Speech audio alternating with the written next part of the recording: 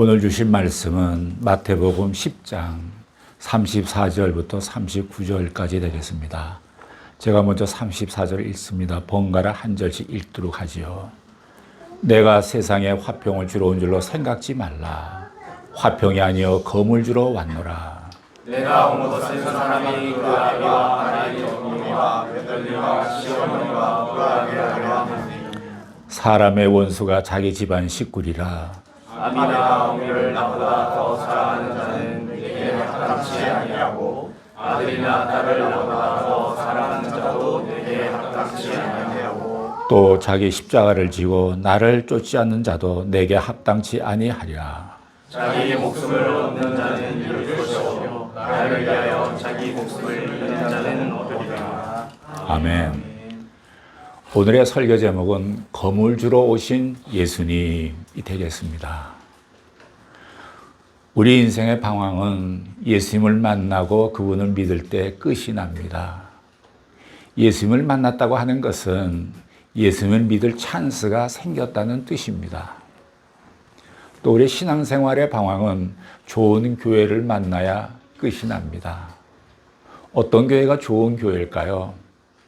여러 가지 말을 많이 할 수 있지만 제가 보기에는 그 어떤 교회를 갔는데 그 교회 성도님들의 얼굴이 다 밝고 독이 다 빠져 있고 온화한 표정이고 거리감이 느껴지지 않고 그런 교회라면 은혜가 넘치는 교회라 이렇게 생각하면서 그런 교회가 좋은 교회가 아닐까 이렇게 생각을 해봅니다.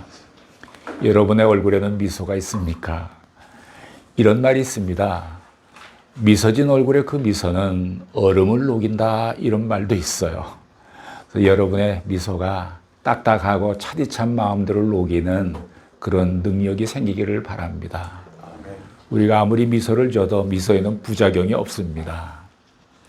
마태복음 5장부터 7장까지를 보면 여러분들이 잘 아시는 것 같이 예수님께서 산에 오르셔서 말씀해 주셨습니다. 산상설교 또는 상산수훈 이렇게 말들을 하죠. 제일 먼저는 크리스찬이 가져야 할 8가지 성품에 대해서 말씀해 주셨죠.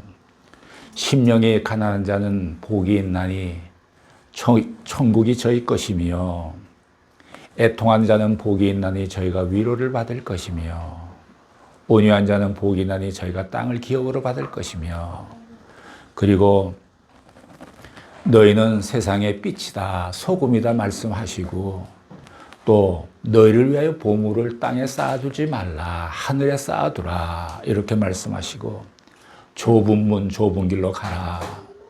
어찌하여 형제의 눈 속에는 티를 보면서 내 눈 속에는 들보를 깨닫지 못하느냐.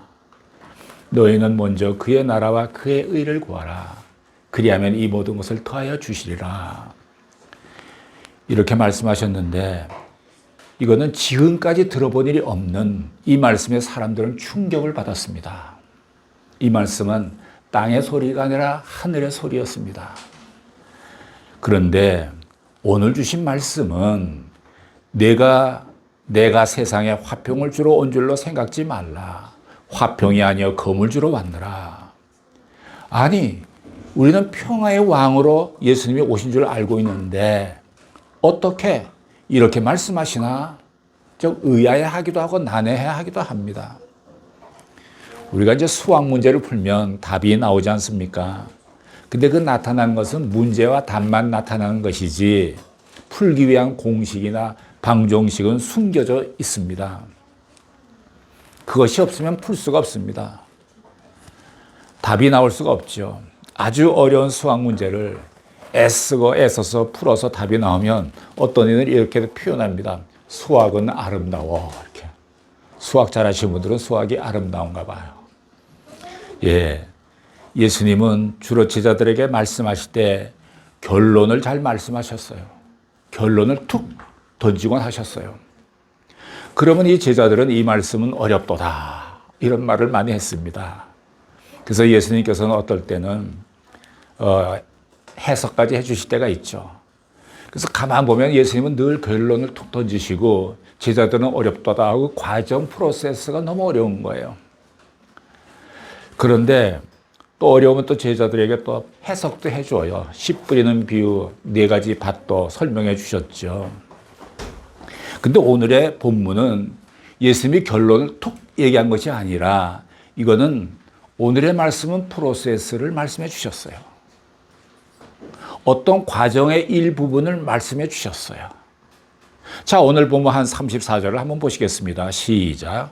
내가 세상에 화평을 주러 온 줄로 생각지 말라. 화평이 아니요 검을 주러 온다.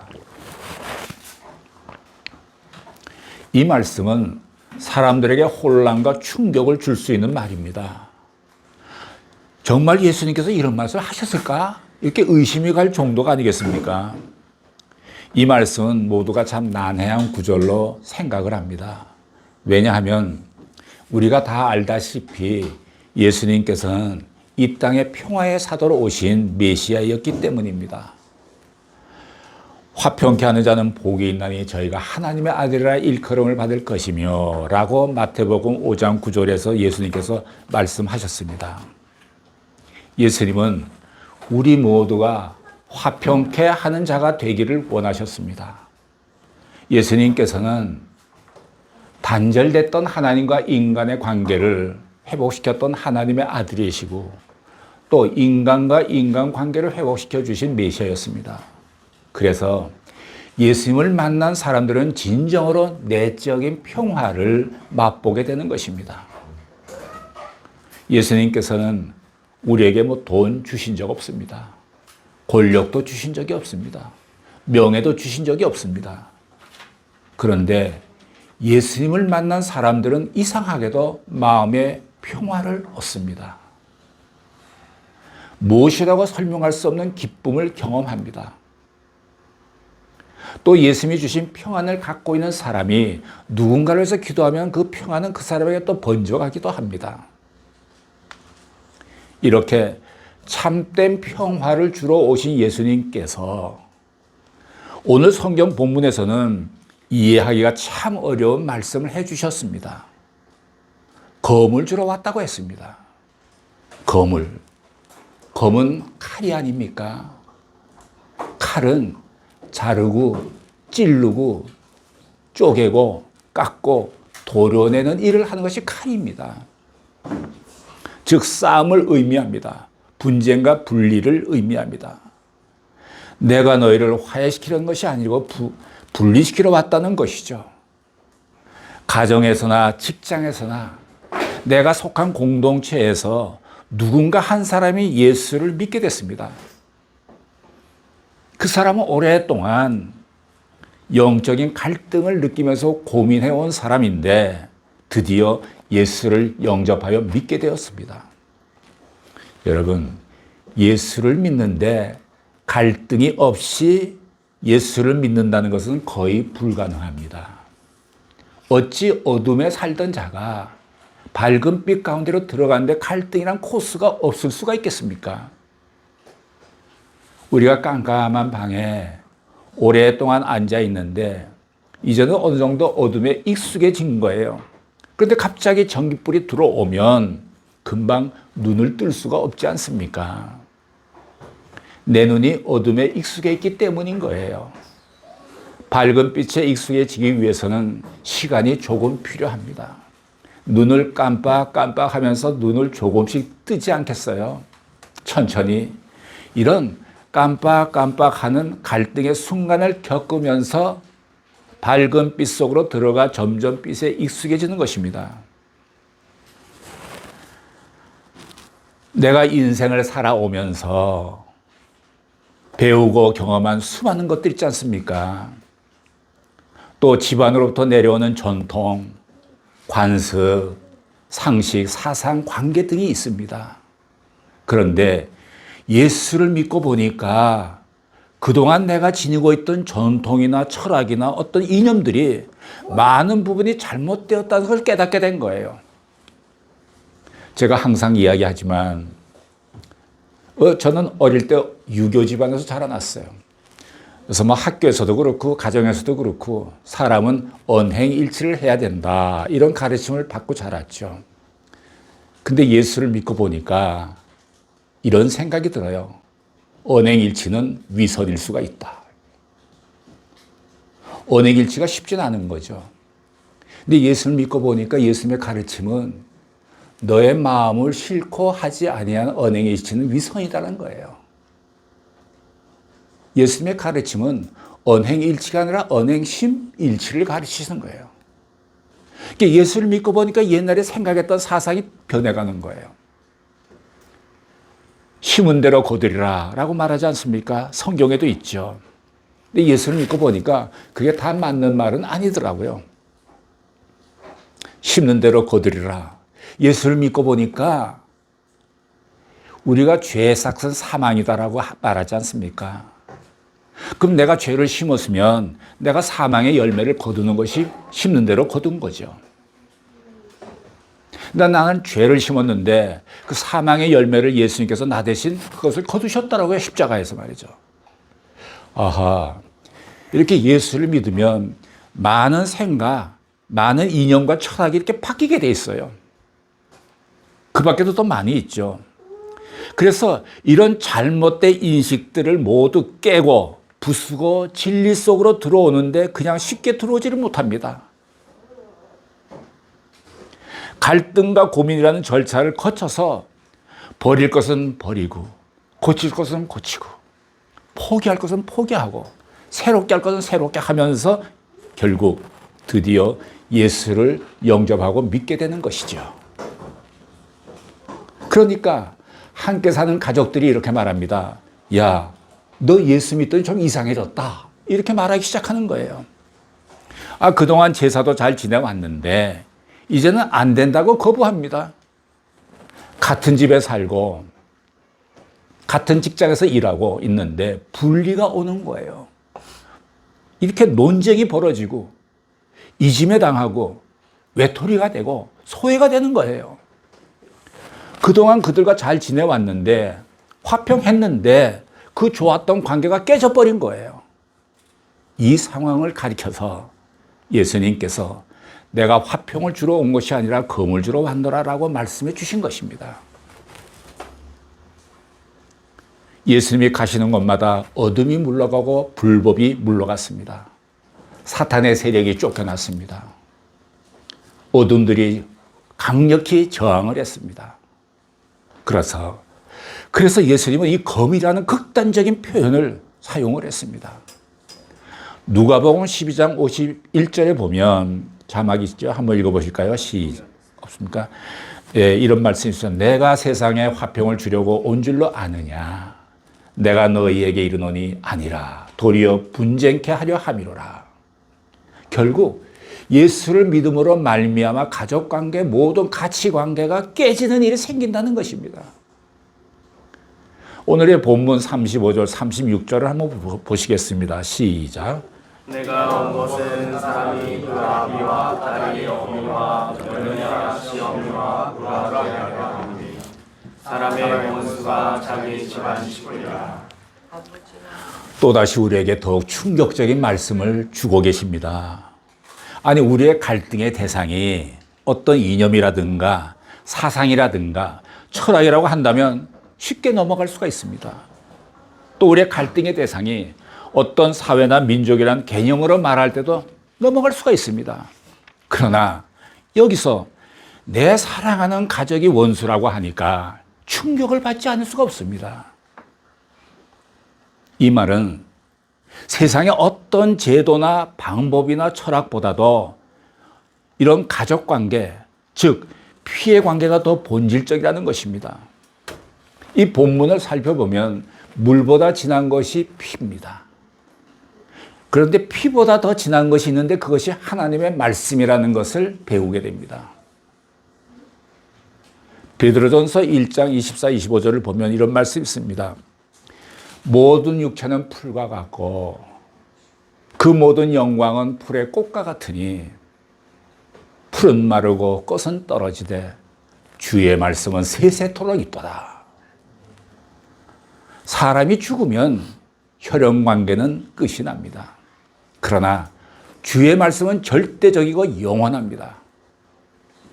하나님의 말씀인 복음은 우리의 삶에 좋은 영향력을 끼치는 정도가 아니라 우리의 삶을 본질적으로 근본적으로 변화시키는 것입니다. 지금 우리는 예수를 믿고 있습니다. 예수를 믿는다는 것이 내게 좋은 영향을 끼치고 있다 하면 그건 제대로 복음을 믿는 것이 아닙니다. 그러나 그 복음이 나의 삶을 근본적으로 변화시켰다고 했을 때 그 복음의 진정한 의미를 이제 알기 시작했다는 의미입니다. 오늘 성경의 뜻은 가족이 원수다, 그러므로 버리라 라는 뜻은 아닙니다. 성경은 전체적으로 봐야 합니다.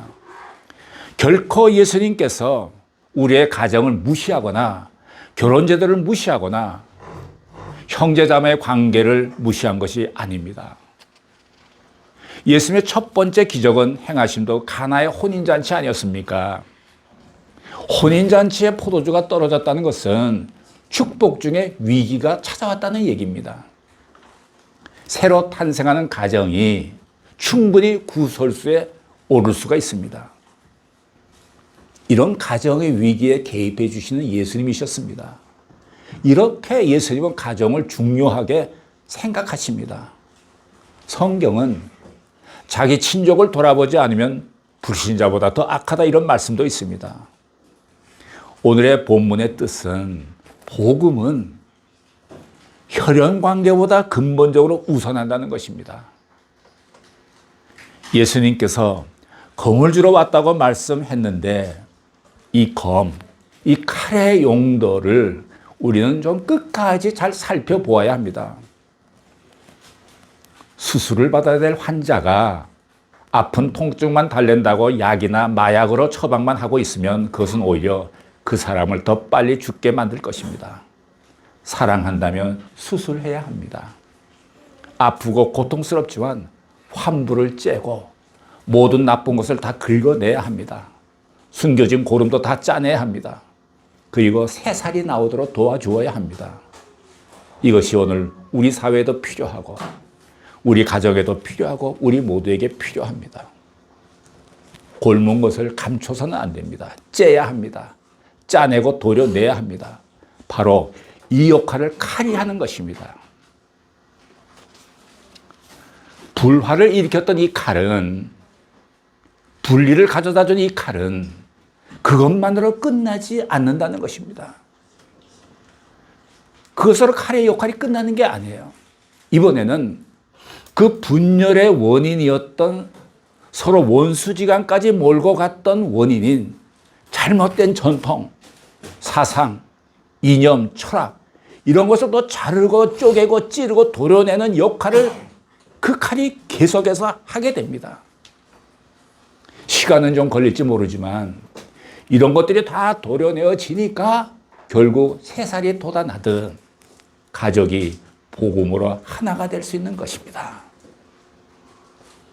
드디어 이 칼은 모든 불신감을 다 잘라버리고 가정을 화평케 하는 결론에 도달하게 되는 것입니다. 주 예수를 믿으라. 그리하면 너와 내 집이 구원을 얻으리라. 예수님을 먼저 믿으신 분들은 예수님이 주신 검, 사랑의 검, 말씀의 검, 성령의 검을 잘 사용하셔서 가족 안에 스며들어 있는 모든 잘못된 전통과 관습을, 사상을, 이념을 도려내셔야 합니다. 여기까지 가는 것이 내가 검을 주러 왔노라 라고 말씀하신 예수님의 뜻인 것입니다. 이어서 예수님께서 제자가 되고자 하는 사람에게 말씀하십니다. 38절을 보시겠습니다. 시작. 또 자기 십자가를 지고 나를 쫓지 않는 자도 내게 합당치 아니하리라. 그리스도인이 또 하나 치러야 될 대가는 십자가입니다. 여기서 특이한 것은 예수님이 아직 십자가를 지시지 아니하셨는데 십자가라는 얘기를 하셨습니다. 예수님을 따른다고 하는 것은 자기 십자가를 지어야 한다는 것입니다. 십자가는 내가 희생하는 것입니다. 내가 손해보는 것입니다. 십자가는 뭐 낭만이나 감상이 아닙니다. 그냥 희생하고 손해만 보는 것이 아니라 주님의 뜻을 이루려니까 그냥 당하면서 사는 것입니다. 십자가가 구원의 통로이듯이 누군가 구원받기 위해서 내가 통로가 되어야 하지 않겠습니까? 통로가 무엇입니까? 짓밟히는 것이 통로입니다. 사역하면서 짓밟힌다고 원망하거나 불평하지 말아야 합니다. 당연한 겁니다. 짓밟히는 것이. 아니, 난 왜 이런 남편을 만나서, 난 이런 아내를 만나서 계속 섬겨야 하나? 그것은 하나님의 구원 계획이 당신이라는 통로를 통해서 마련되어 있을지 모릅니다. 왜 나는 직장에서 저런 상사를 만나서 매일 갈등하며 고민해야 하나? 나는 왜 이렇게 늘 강요당하며 희생을 강요당해야 하나? 이런 것이 우리가 지고 있는 십자가일 수 있습니다. 저 사람만 없으면 내가 행복할 텐데 내가 통로예요. 각 사람에게는 나름대로 십자가가 다 있습니다. 때로는 보기 싫은 사람 매일 보고 살아야 합니다. 피할 길이 없습니다. 주님, 이 사람부터 나를 좀 피할 길을 열어주세요 라고 기도했는데 잘 안 됩니다. 구원의 통로 역할이 끝나야 합니다. 그냥 같이 살아야 합니다. 화가 나도 참아야 합니다. 여러분, 그 사람 싫다고 만약에 데리고 있지 않고 내보내면은 더 독한 사람이 옵니다. 여러분이 변하면 그 독한 사람도 변하게 돼 있습니다. 저는 오래전에 온누리교회에서 새신자 환영회 때에 사회를 한동안 본 적이 있습니다. 매월 한 번씩 새신자 환영회가 열리는데 보통 한 200명 정도가 모여요. 그때 저의 관심은 이 부인들이 다 권사님이나 집사님들인데 느즈막하게 그 중년이 넘어간 그 남편들을 모시고 왔어요. 드디어 그분들이 예수를 믿기로 하고 교회 등록을 해서 새신자 환영회 온 거예요. 제가 제일 궁금한 것이 이거였습니다. 권사님께서는 그 남편을 위해서 얼마나 오랫동안 기도하셨습니까? 이렇게 질문을 해본 것이 제가 굉장히 늘 빠지지 않았어요. 근데요, 여러분 놀라지 마시오. 평균적으로 20년이었습니다. 어떤 분은 18년 기도했습니다. 어떤 분은 22년 기도했습니다. 어쩌다가 10년 기도했어요. 이런 사람이 어쩌다가 한 사람 나와요. 아마 그분에는 많은 중보 기도자 팀들이 같이 중보기도 하지 않았나 이런 생각이 들어요. 평균 20년이에요. 오히려 믿지 않는 신랑이나 부인을 만나면 20년 기도해야 될 각오를 해야 되겠구나 이런 생각도 해봤습니다. 참 놀랐어요. 그래요. 그분들이 20년간 구원의 통로 역할을 하시느라고 얼마나 참고 인내하며 수고가 많았겠어요. 그분에게 있어서는 자기 십자가가 아니었겠습니까? 모든 불신과 잘못된 사상과 이념과 전통, 관습을 도려내도록 예수님께서 주신 말씀의 검, 사랑의 검, 성령의 검 있었기 때문에 그런 결과가 난 거지요. 진정한 평안은 십자가를 지고 난 후에 얻어지는 평안입니다. 여러분 모두에게 하늘로부터 오는 평안이 깊이 스며들기를 바랍니다. 여러분들의 검의 용도를 잘 이해하시도록 예수님의 이름으로 축복합니다. 기도하시겠습니다.